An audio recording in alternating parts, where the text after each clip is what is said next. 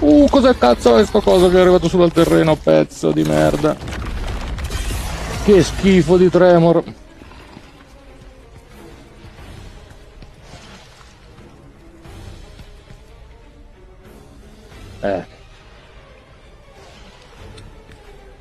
Ma infatti mi sa che non è che hai tanti vantaggi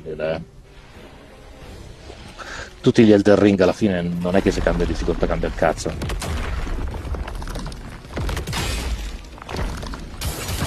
Oh, ma sto schifo di verme schifosissimo dal pavimento, vero?